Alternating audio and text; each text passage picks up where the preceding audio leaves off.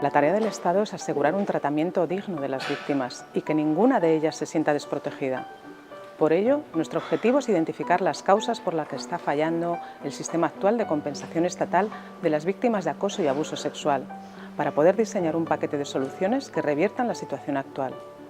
Esto nos permitirá corregir los problemas identificados y trabajar conjuntamente con Ministerio de Justicia, comunidades autónomas, grupos parlamentarios y otros agentes implicados, para que ninguna víctima quede desprotegida.